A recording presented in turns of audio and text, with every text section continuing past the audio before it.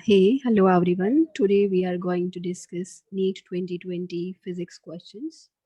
So we will start with our first question, that is, for which one of the following Bohr model is not valid, right? So for that we have to discuss that we have to understand that Bohr model is valid only for wait, Bohr model is valid only for single electron matter, single electron atoms, right? So now we just have to check which of the following options are having single electron. So in the first option we are having hydrogen atom. Hydrogen atom is having one electron, one proton and no neutron, right? So as the hydrogen atom is a single electron atom, so the Bohr model is valid for this. Now we will go for the second option, singly ionized helium atom. Originally, the helium atom is having two protons, two electrons, and two neutrons. But when we take out one electron, it is left with only single electron, right?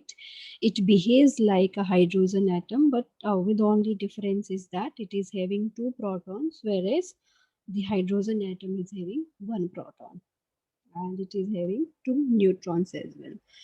But we have to focus only on one thing, that the atom should have single electron. So yeah, helium plus is also having single electron. So the Bohr model is applicable to our second option as well. Now the third option is deuteron atom, which is represented by the alphabet D, and its representation as an isotope of hydrogen is given like this, right? It is also having one electron, one proton and one neutron.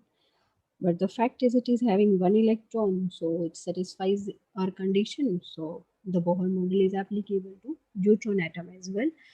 Now for fourth option is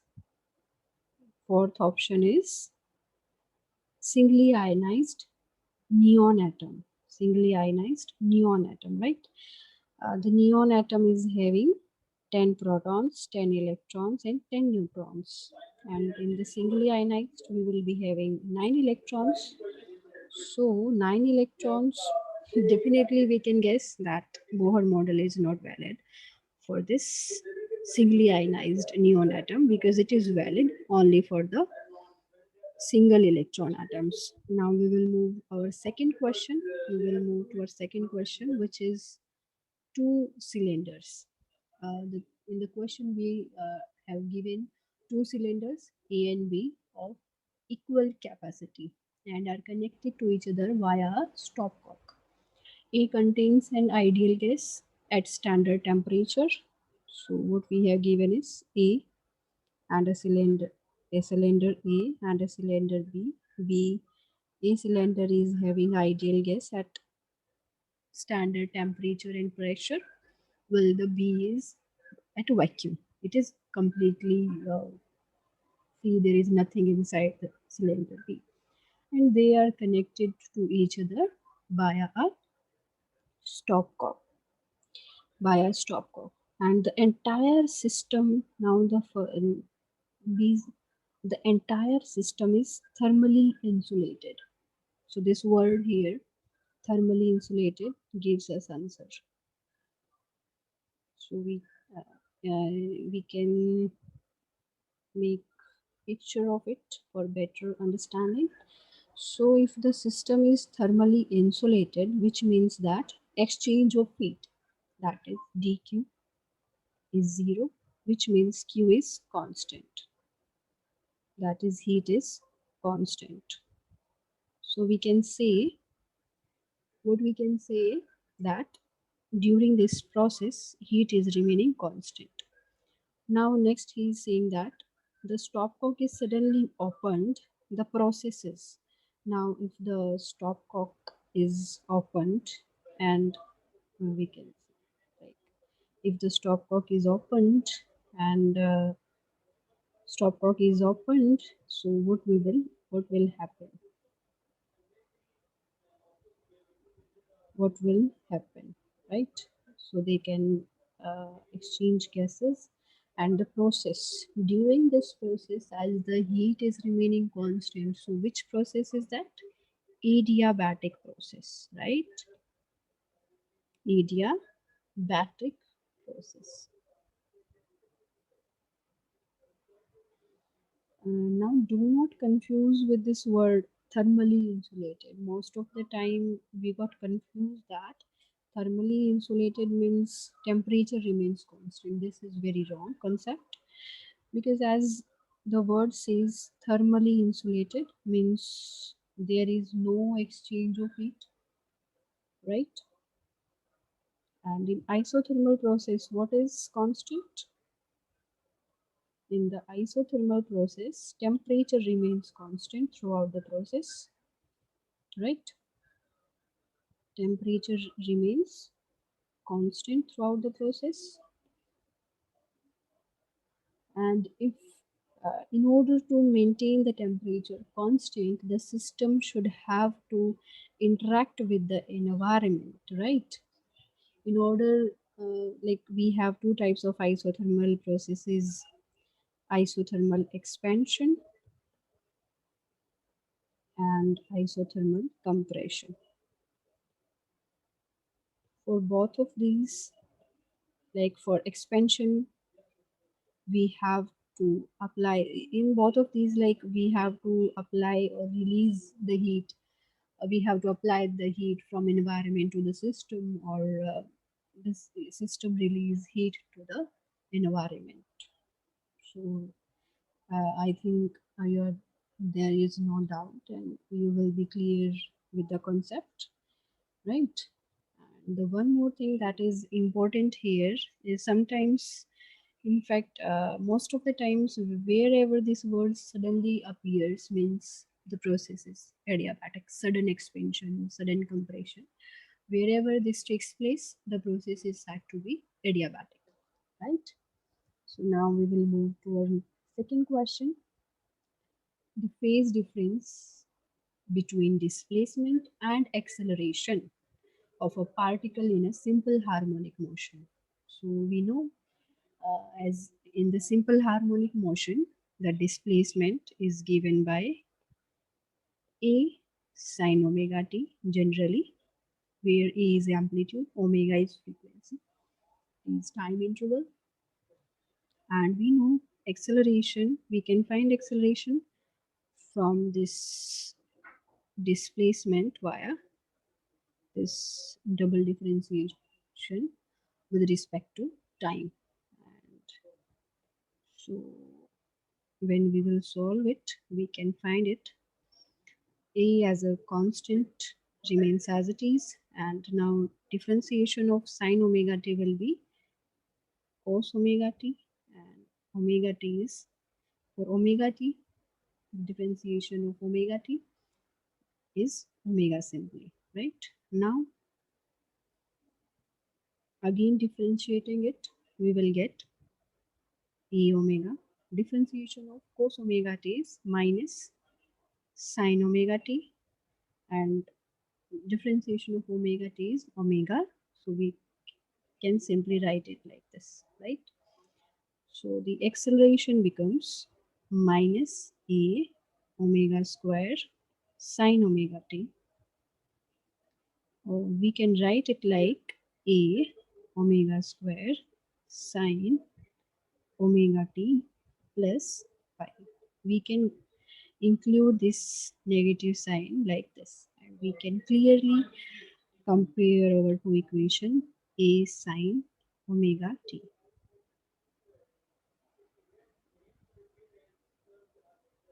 a sine omega t, right? So from both of these, we can see that this is the phase, right? This is the phase angle. The difference of phase is pi, right? So our first option is correct. And one more method to understand this is, as we know, when a spring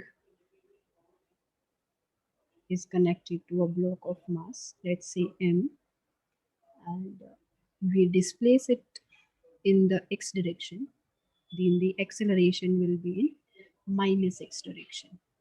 So the phase difference between them is pi. This is conceptual based uh, answer of this question, and the above explained is mathematical. Okay, and I hope both of these are clear to you. Now we will move towards next question. In a certain region of space with volume 0.2 meter cube, right? Volume we have given 0.2 meter cube, right? And the electric potential is found to be 5 volt throughout. This word throughout is important here. And now the magnitude of the electric field in this region is, we have to find out the magnitude of electric field, right? So we know the formula of electric field in terms of electric potential as minus del by del x I cap plus del by g cap plus del z k cap. As we are talking about the space here, so all three components are important of potential V. Now what we have given, that potential is found to be 5 volt throughout, like the potential is constant in that region of space. So we can say that the given region of space is an equipotential surface. And if it is constant, so for equipotential surface, when V is constant, so its rate of change with x, with y, and with z is 0. So the electric field is 0. So it's a very basic question, and I hope it is clear to you all. Now we will discuss our next question. It is of capacitance. Capacitance of a parallel plate capacitor with air as medium is.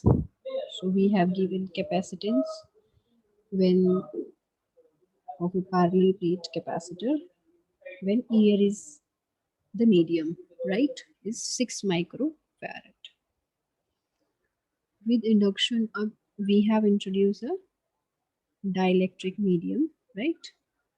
So after introduction of a dielectric medium, the capacitance becomes, let's say it is represented by C dash, capacitance becomes 30 microfarad, right? We have to find out the permittivity of medium, right? It is a very easy question. As we know, the capacitance of a parallel plate capacitor is given by epsilon naught A by D. A here is the area of plates, D is the distance between the plates, A is the area of plates, right? And when the dielectric is introduced, it becomes epsilon naught, epsilon R E by D. Epsilon R is the relative permittivity, right? So relative permittivity. So from here we can get that C is 6 microfarad.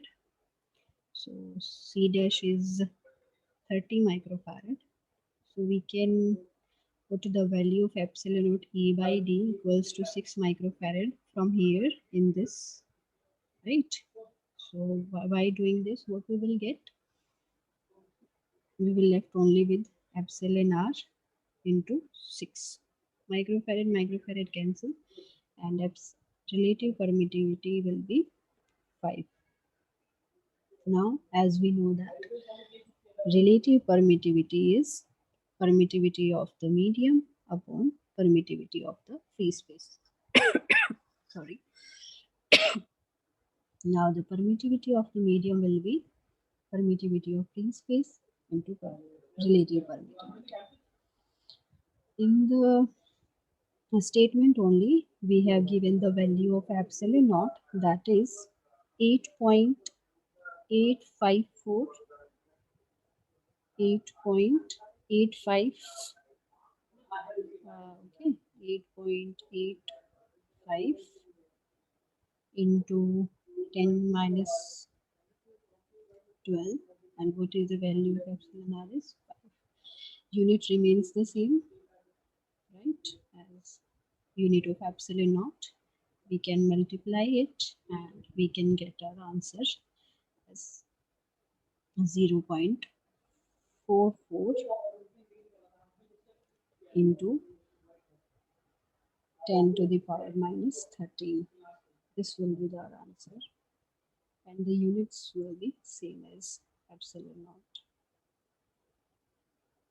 Okay, and epsilon r is unitless. We can check it from this relation, and I hope the given question is clear to you all. And now we will move to the next question, which is of solenoid. A long solenoid, of 50 centimeter length, 50 centimeter length, having 100 turns, having 100 turns, carries current of 2.5 ampere. The magnetic field at the center of the solenoid is, right? We have to find out the magnetic field at the center of the solenoid. So for that, we have to understand the formula of magnetic field at the center of the solenoid, and we will discuss that in detail in our class. For now being, we will take that formula as it is and move on. As we know that the magnetic field at the center of the solenoid is mu naught Ni. Mu naught is permittivity. N is the number of turns per unit length. Number of turns per unit length, right? So N is number of turns per unit length. We can calculate it here. We have given that we are having 100 turns and length is 50 centimeter. So 50 centimetre को अगर हम metre में convert करेंगे तो that will be 10 की minus 2. So we will left with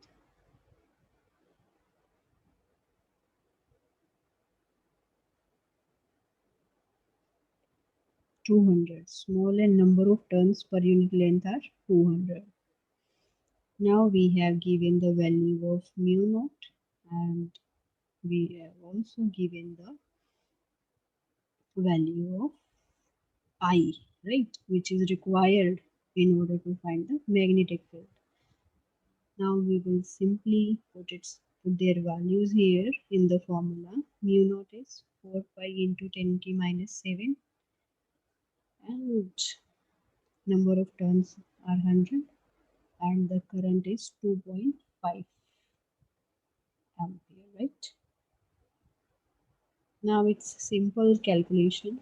Question is very easy.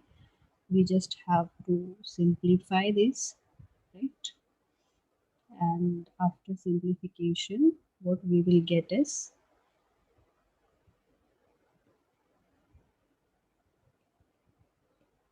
this will be your answer. Option number 1, right? Now we will move to our next question. I hope the previous one is clear to you all.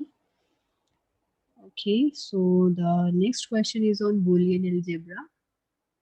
We are having gates.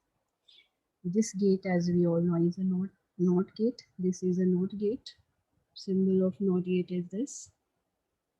And symbol of NOR gate is this. This circle here is representing not, right? If we remove this circle, small circle, then this its operation of, like, if we input something A, then its output is A bar always. But if we remove this, then its output will be simply A. And similar thing and similar operation was done by this NOR, simply the note of OR gate, right? We will discuss all these details of these gates in our classes very briefly and in a good understanding. We will make good understanding of all these because these are very easy things, right? So we can have, for now being, we will take all these properties as it is. So here, after processing of this A naught, the output will be A bar. Here, after processing through gate, not gate, B becomes B bar, and when they are finally comes at Y, it becomes simply, or we are having or sum of the operation of OR gate is sum of two inputs algebraically, and NOR simply makes the complement of that inputs, right? Whole complement. And here we have to use a very easy property, that is De Morgan's law of Boolean algebra, that is given as A plus B whole bar is equal to this plus converts to dot, and this बार कम यहाँ पर ये पूरे दोनों पर combined है, और simplification के बाद जब हम प्लस को डॉट में कन्वर्ट कर देंगे तो ये इंडिविजुअल के ऊपर बार आएगा. And similarly, if we have A dot B whole bar, simply we convert this dot to plus and this bar comes to the individual inputs. So we will apply this property here in this as well. Let's rub this first.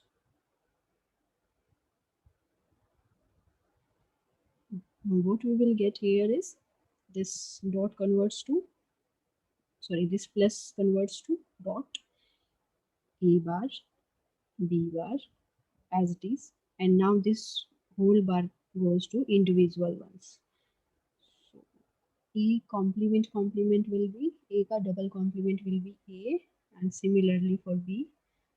So this is simply the AND gate, right? So now we know that AND gate gives output as 1 when both of its input are 1. So we can easily make it truth table, which is as follows: A, B, and our output is Y, right? So 0, 0, or you can say 0, 1, 0, 1, 0, 0, 1, 1. Output is 1 only when both of inputs are 1. So output is 1 here only. At all other times output is 0, right? This is the truth table of AND gate. We will discuss more detail about um, all these gates in our classes. So now we can compare our answer with which of the following is correct. Option 1 is correct. If we know the concept, then definitely with clarity and easily we can solve our questions. Questions are straightforward here, but just we have to understand the concept. Now we will move to the next question. Light of frequency 1.5 times the threshold frequency is incident on a photosensitive material. What will be the photoelectric current if the frequency is halved and intensity is doubled? So this is a question on photoelectric effect.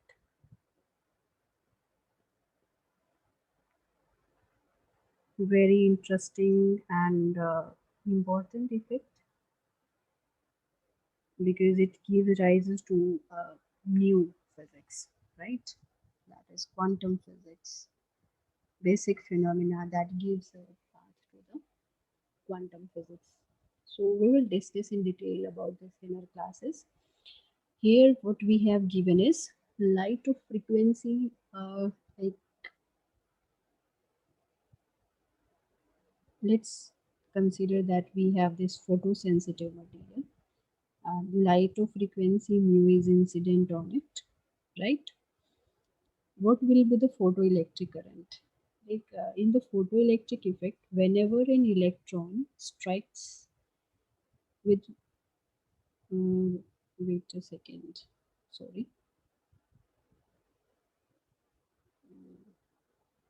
we have this photosensitive material. Photosensitive material is a material which is sensitive to light photons, right? Photo means photons sensitive. Whenever photon falls, a suitable frequency photon falls on it, it emits electron, right? So let's say light is incident on it, and light is of frequency mu, and when this light is having frequency mu, which is greater than the threshold frequency of the photosensitive material, then electron is emitted by the photosensitive material. This is the basic condition of photoelectric effect in order to occur. Whenever this condition doesn't suits or doesn't takes place, so photoelectric effect doesn't happen. So if this condition takes place, then photoelectrons will move out from this photosensitive material, and they will generate photoelectric current. Okay, so the current generated by photoelectrons is known as the photoelectric current, and that takes place only when the incident light frequency is greater than the threshold frequency, right? There is a concept of work function as well. We will discuss it in our class. For now, being in order to understand this question, we have to understand this much only. So, what we have given is light of frequency, this incident frequency. Let we have introduced here mu naught is the threshold frequency, mu is the incident frequency. So, what we have given is light of frequency 1.5 times the threshold frequency, which means that mu is 1.5 times of mu naught, incident on a photosensitive material. What will be the photoelectric current if the frequency is half? Now, if the frequency is halved, then it will become 0.75 of mu naught. So, it is a tricky question here. So 0.75 is less than mu naught. This is the main concept here. We have to check that the frequency that we are putting on this photosensitive material is having frequency greater than threshold frequency or not. As this condition is not satisfied here, so the no photoelectric electrons emits here, so the photoelectric current is 0 simply, right? I hope this question is clear to you all. We'll move to the next question, which is on the transistor action, right? For the transistor action, which of the following statement is correct? So let's have some idea about the transistor. Most commonly, NPN transistor is used instead of PNP as the mobility, as here the majority charge carriers are electrons. Here the majority charge carriers are protons. So the mobility of electron is greater than the mobility of proton. So NPN transistor is most commonly used as compared to PNP. Okay, so we can understand. I think we have understood the reason why NPN is more common than the PNP. Okay, and the transistor is of shape like this. We have semiconductors N, and in between we have sandwiched the P-type semiconductor. We give the name to these three parts. Let's say this is emitter, this is base, and this is collector. Right? All these parts are having their working. So in detail, we will discuss about their working in our coursework in our classes. But here we will take only the bird's view, right?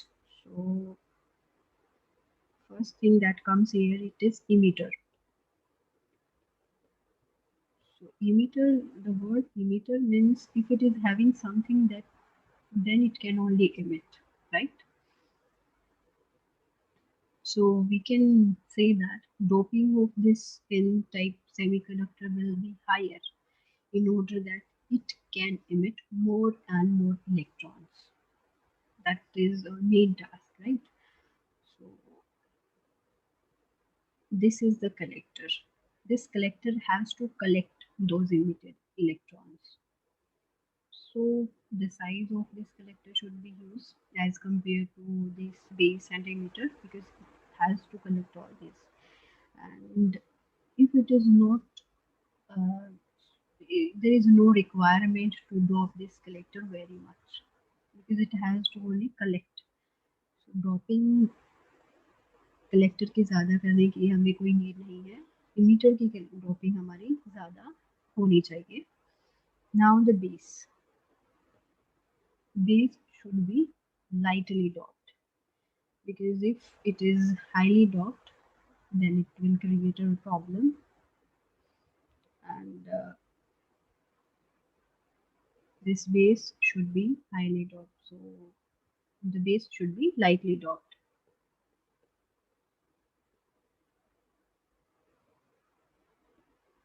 Why is it so? So that it can easily pass on the electrons emitted by the emitter to the collector, right?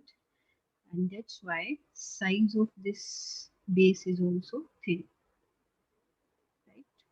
I hope it is clear to you all till now. So three things we have considered here. First of all, transistor is having three parts. One is emitter, second is base, third is collector. If we talk about the doping, emitter should be highly doped so that it can emit more electrons. This should be moderately doped. There is no uh, need of collector being highly doped because it has to collect. So in order that like it just has to collect, its size should be largest as compared to the all others. As compared to all others. And now the base की doping भी बहुत ही कम होनी चाहिए ताकि ये कोई hindrance create ना करे ट्रांजिशन जब हो रहा हो इलेक्ट्रॉन का कलेक्टर की तरफ तो just pass and size of this should be thin and size of the emitter should be moderate. So now we will read the options. Base emitter and collector should have this same doping concentration. Wrong. Base emitter and collector region should have same size. No. We can check here. No, this is not true. Both emitter junction as well as collector junction are forward biased. This is also wrong because we can uh, in the in this uh, transistor this is the this is our emitter junction, and this is our collector junction, right? In order to work properly, this is in order to work properly, this emitter junction should be forward biased and collector junction should be reversed biased, right? Because as we know, in the forward biasing, majority charge carrier will move, and in the reverse biasing, minority charge carriers will move. And what emitter should be forward biased, because we have to make the movement of electrons, that is the majority charge carriers here, towards the collector. So this should be forward biased and this should be reverse biased. And in detail we will discuss it in our course, right? So both emitter and this is also wrong, both, because the emitter junction should be forward biased, whereas the collector junction should be reverse biased. Now the fourth option is base region must be very thin and lightly drawn. So this option is correct, and I hope you have understood all these questions very well and enjoyed our session. I hope to meet and see you all soon.